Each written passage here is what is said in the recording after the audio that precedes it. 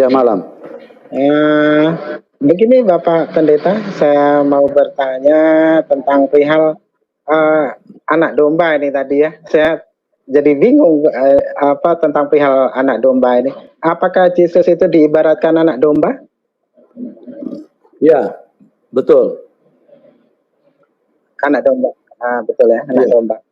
Lalu saya juga dengar tadi bahasanya Bapak Pendeta mengatakan Yesus tidak kawin, benar? Betul. Nah, tolong Bapak bukakan Wahyu 19 ayat 7. Wahyu 19. Wahyu 19 ayat 7. Wahyu 19 ayat 7. Sebentar. Ya, sebenarnya banyak yang mau saya bahas tuh, tapi kan kelamaan nanti. Silakan Anda bacakan, silakan. Dari pihak Bapak Pendeta saja yang bacakan biar semuanya dengar. Biar tidak kesannya. Silakan bacakan. Iya. Wahyu 19 ayat 7 ya Pak ya. Marilah kita bersukacita dan bersorak-sorai dan memuliakan Dia karena hari perkawinan anak domba telah tiba dan pengantinnya telah siap sedia. Itu Pak. Ya. Jadi anak domba ya benar. Jadi anak domba itu kawin ya Bapak Pendeta?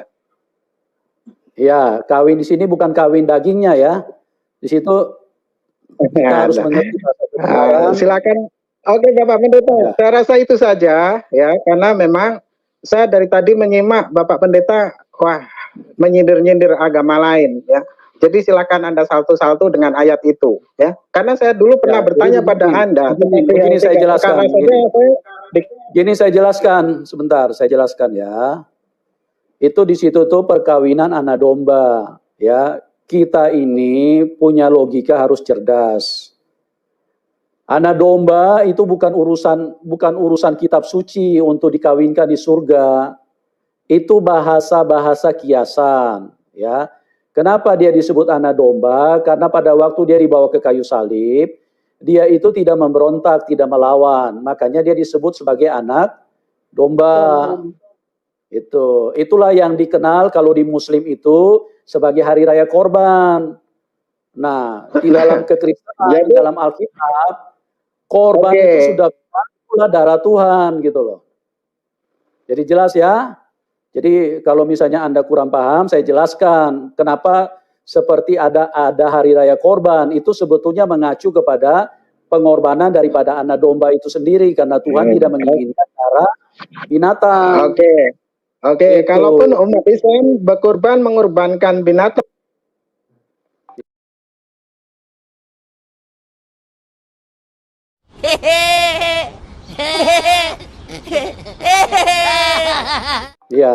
Ya, artinya ya sudah terputus. Oke. Kita ke Rangga Susena. Ya. Selamat malam. Selamat malam.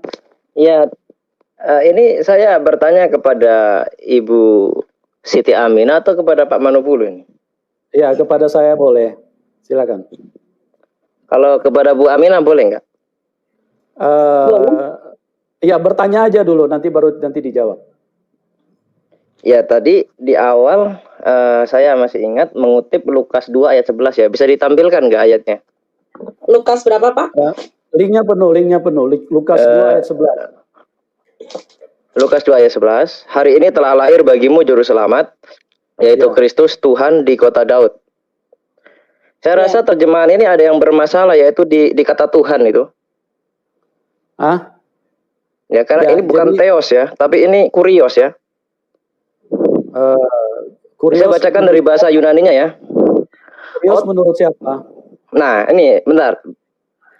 Menurut teks Bizantin, oti etexte umin semeron soter os estin Christos Kurios en polei David. Nah, di sini Kurios ya. Kalau di sini Theos saya setuju kalau itu Tuhan. Karena nanti ada di dalam Kejadian pasal 27 ayat 29 di sini Abraham disebut kurios. Bangsa-bangsa akan takluk kepadamu dan suku-suku bangsa akan sujud kepadamu. Jadilah tuan atas saudara-saudaramu. Bahasa Yunaninya gini di dalam Septuaginta. Kai douleusa tosan soi etne kai proskunesos usin soi arhontes kai ginou kurios. Nah, di sini Abraham juga kurios. Nah, Yesus kurios. Kenapa kok Abraham tidak jadi Tuhan kalau begitu? Ya gini. Ini gimana Bu Deborah? Mas Rangga, Sama-sama kurios kok, yang satunya gini. Tuhan, yang satunya bukan. Gini Mas Rangga, ya, Anda kan bertanya di sini ya. Ya saya bertanya, Anda memang itu kan bertanya, ya, kalimat saya jadi- kalimat bertanya itu. Interrogatif ya. Kalimat bertanya. Ya oke, saya sudah kasih clue-nya di awal. Ya ini bukan ruang untuk berdebat. Ya. Jadi kalau kita jawab, Ya Anda silakan dijawab. tidak usah memaksakan pendapat. Ya silakan Anda dijawab karena sama-sama kurios kok, yang satunya. Ya, mau kurios kah, mau kuros kah, mau kures kah, mau kurais kah, bagi kami itu tidak urusan dengan kami. Dan harga mati firman Tuhan itu mengatakan Kristus itu adalah Tuhan. Ya. Jadi Ya, silakan firman dalam terjemahan Indonesia. Iya, dalam terjemahan Indonesia Tuhan, kalau dalam bahasa aslinya Tuhan itu. Enggak, itu kan menurut Anda saja. Itu menurut Anda saja. Dengan Oke. huruf yang sama. Ya.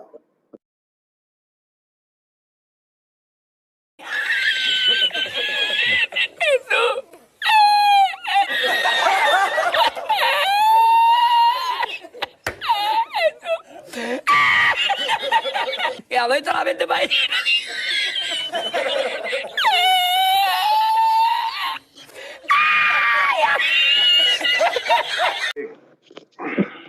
Pak Yusuf. Selamat siang, Ya. Pak Yusuf. Selamat siang. Ya, selamat malam Pak di sini. Oh, malam di sana ya, Pak ya? Oh. Iya. Saya bertanya ke siapa, Pak? Ke Bapak atau ke Ibu Ya, Siti ini? silakan aja Pak, pertanyaannya diajukan aja. Bapak posisi di mana nih? Saya di Belanda? Amerika ini, Pak. Di Amerika. Oh ya, silakan.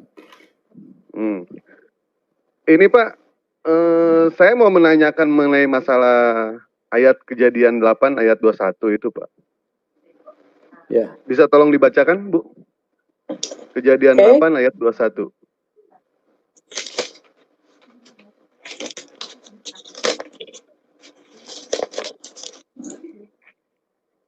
Kejadian 8 ayat 21 ya Pak ya.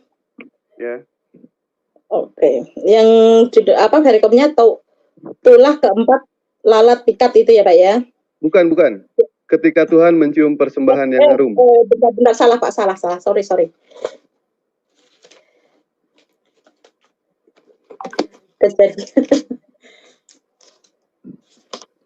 Oke. Kejadian 8 ayat 21. Oke, oh ini ya. Air bah turut ya Pak ya. Bukan. Ketika Tuhan mencium ya persembahan yang harum. Iya, kan perikopnya kan air bah surut, Pak. Jadi jangan mencomot ayat. Itu loh. Baik. Ya, 21. Ketika Tuhan mencium persembahan yang harum itu, berfirmanlah Tuhan dalam hatinya. Aku takkan mengutuk bumi ini lagi karena manusia, sekalipun yang ditimbulkan hatinya adalah jahat dari sejak kecilnya. Dan aku takkan membinasakan lagi segala yang hidup seperti yang telah kulakukan. Terus? Nah, pertanyaan saya, ketika Tuhan berfirman dalam hati, ini yang mendengarkan siapa ini?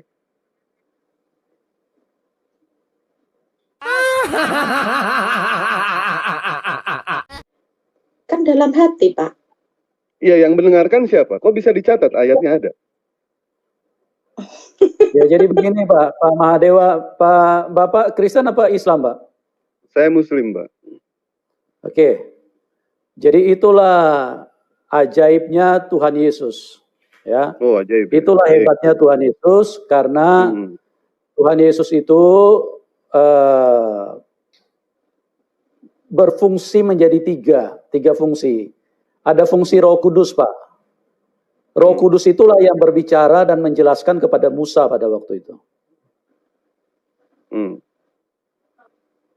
Terus? Gitu, Pak. Ya. Tidak ini Pak. Di sini bunyinya jelas Pak, dijelaskan di sini. Berfirmanlah Tuhan dalam hati. Ketika Tuhan berfirman Pak, siapa orang yang punya kapasitas untuk mendengarkan firman Tuhan ini? Sedangkan Ya, kita itulah sebagai Roh manusia Kudus. saja Pak, sebagai manusia saja Pak, ketika kita berbicara dalam hati, tidak mungkin yang namanya kita itu bisa mendengar. Bapak berbicara dalam hati, saya tidak mungkin mendengar Pak. Mau setinggi apapun orang itu, mau sesakti apapun dia, baik itu seperti Angling Dharma ataupun Brahma Kumbara, ini tidak akan sanggup Pak untuk mendengar ketika Tuhan berfirman dalam hati. Begini Pak Mahadewa, itu kan kalau menurut logika manusia, menurut akal manusia. Tapi kalau menurut cara kerja Tuhan yang tidak terbatas, segala sesuatu itu mungkin. Tuhan itu satu, tapi dia 3 fungsi. Ada fungsi Bapa, Putra, dan Roh Kudus. Nah, Roh Kudus itulah yang berfungsi untuk menjelaskan kepada hamba-hambanya apa yang ada di dalam hati Tuhan. Itu. Makanya lantas yang mendengarkan siapa itu? Nabi Musa tidak mendengarkan, tapi Roh Kudus yang ada di dalam Allah itu sendiri, dia yang mengerti, dialah yang jelaskan kepada Musa. Di sini tidak ada penjelasan Roh Kudus Pak, di sini Pak. Jadi Bapak jangan ngarang cerita, di sini nggak usah ngarang cerita Bapak. Di sini jelas disebutkan, berfirmanlah Tuhan dalam hati. Sebentar Pak, diam dulu. Bapak jangan memaksakan otak Bapak di sini. Bapak kan bertanya, saya jelaskan, Bapak kalau tidak percaya ya Bapak silakan keluar dari link ini. Bukan tidak percaya Pak, justru di sinilah. Ya, artinya susah ya dijelaskan sejelas apapun, tetap aja mereka nggak bisa nangkap. Sangat berbahaya sekali.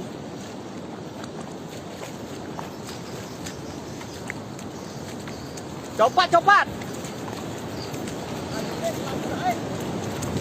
Kita harus lari sahabat. Moi. Baik deh.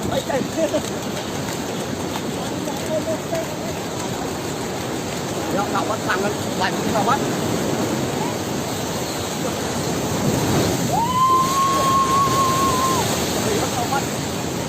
Ombaknya menerpa. Oi. Bantu.